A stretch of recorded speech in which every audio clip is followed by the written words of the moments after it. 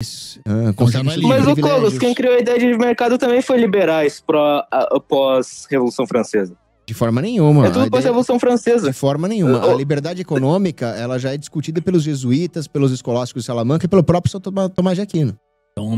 Então, o São Tomás de Aquino já falava, a propriedade privada é a melhor forma de organizar a sociedade porque promove a virtude e evita os conflitos.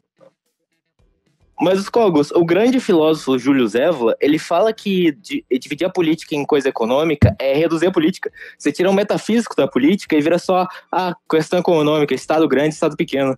Isso porque o Júlio Evola não era católico, ele era agnóstico, ele desprezava as coisas materiais. Não, sim, ele tá ponderando demais também. Não, né? mas ele tem muito conhecimento ali, mas tá, por exemplo, o Santíssimo, por exemplo. Você deu uma mudada de assunto também. Você perdeu o argumento e mudou de assunto. Deixa ele ouvir, fala aí. Não, faz parte do mesmo assunto, cara. Ô, Cogos, o beato José Antônio Primo de Rivera, pra mim, um dos maiores santos espanhóis. José Antônio Primo de Rivera, pra mim, um dos maiores santos da história europeia. Eu gosto muito dele. Então, ele falou o seguinte, cara, a gente não pode... ele falou o seguinte, a gente é uma terceira posição no sentido de, a gente não é revolucionário pra destruir tudo, mas a gente não conserva as injustiças de mesmo modo. Muito bem, mas assim, qual é a incompatibilidade do Beato Rivera com o livre mercado? Não entendi. Porque o livre mercado é uma coisa americana, cara. É um negócio, essas ideias libertárias, liberais. Cara, é o seguinte, na República de Weimar, tinha uma liberdade muito grande. O que acontecia? Eles tinham instabilidade financeira, mas só que tinha casa... Era o único país no mundo que você podia trocar de sexo, entendeu? O livre mercado, ele é amoral, cara. Não, o livre mercado, ele não é amoral. O livre mercado, ele preconiza a ideia da dignidade do homem na sua direito à propriedade privada quando usada para o bem comum. Isso é a doutrina atomista. Se o cara for usar para mudar de sexo, realmente tem que ter uma intervenção para proibir. Putz. Sim, mas, pô, cara, daí já não é... Entendeu, cara? Por isso não é tão libertário assim também, né? Mas não é como eu respondi essa pergunta? Você não perguntou pra mim, entre a tradição católica e o livre mercado, qual que eu escolho? Eu escolho a tradição católica toda vez que houver algum conflito. Sim, mas só que, sei lá, cara, acho que os libertários não têm uma visão muito assim. Por exemplo, bom, eu sou libertário. Tem um monte de libertário, cara, que eles dizem que você pode ter CP no celular, que não é crime. Mas aqui você tá discutindo com Cogos, não é com os libertários. Você fica falando em cima? Deixa eu ouvir a pergunta, caralho. Fala. Mas não se irrite. Deixa eu ouvir a pergunta. Fala aí, Matheus. A pergunta? É que o cara falou em cima que Fala qual das perguntas? A última, eu não entendi, cortou. A pergunta. Ah, tá, a última coisa que eu falei. Mas, ô Cogos, você acha que... Você falou que alguns libertários defendem o quê? Você ter pornografia infantil, porque o problema é você ser pedófilo. Não. Isso aí viola a lei natural. Isso é crime contra a natureza. Isso aí você pode mandar pro de pedrinhas. Okay. Eu não sou libertário nesse sentido. Eu sou a favor de você ter sua empresa sem o governo ficar regulando a tua produção, a lei trabalhista. Eu sou contra a inflação. Agora, você ter pornografia infantil no celular é presa de pedrinhas, cara.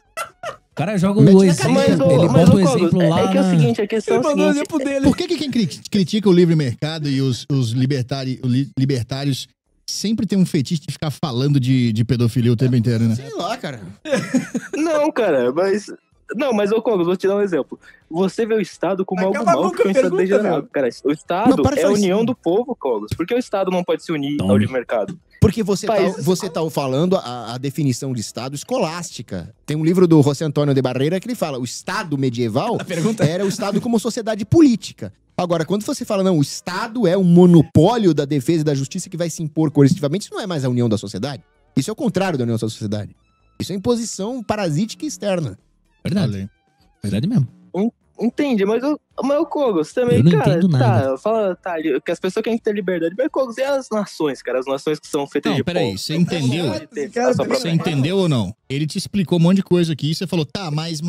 Ele nem entende. Ele tá só mudando o assunto. É só você ler um livro chamado Nations by Consent. Bom, então tá, vamos falar disso. Nações por consentimento. Tá fácil, meu. Nações por consentimento, não tem problema. Você pode ter sindicato, nações, governo, exército, justiça, desde que seja por consentimento, cara. Isso é Francisco de Vitória, isso é um jesuíta. Você nem lê. Tá bom, então. Então, tchau. Não, aqui pra mim a liberdade é por outro caminho. Tá. Tá não, você tá errado.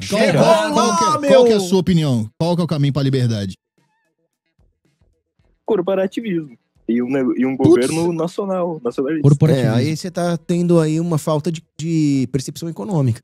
Eu acho que você devia ler alguma coisa de... O corporativismo, você pega os patrões, une os patrões. Tipo, você faz tudo meio em sindicato, né? Os patrões, cada grupo conversa ali. Primeira coisa, você tem 15 anos de idade. Primeira coisa. Vamos falar assim, ó. Eu recomendo você ler um livro do Antônio Rafuen. Né? Tem 2 livros muito bons. 3, vai.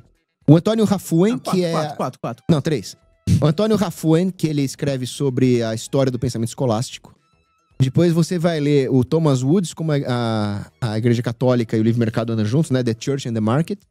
E aí tem um livro do Adolfo Lindenberg, que era da TFP. Dá uma lida nesses livros.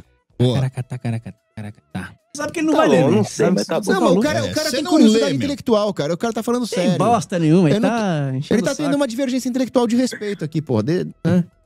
É verdade. Obrigado, então, Matheus. Só pra completar, você me considera um cara, uma figura intelectual. Eu não sou um chimpa, não sou um plebe, então, Cogos. Você tem um interesse, né? Ele falou que já tá feliz porque você não considera ele um burro, um chimpa. Não, acho que você tá tendo uma divergência que a gente podia ter numa universidade, não é? Eu tô respeitosamente te recomendando livros pra você entender a dinâmica da economia de mercado. Mas ele não vai ler. Então, não, tá bom então.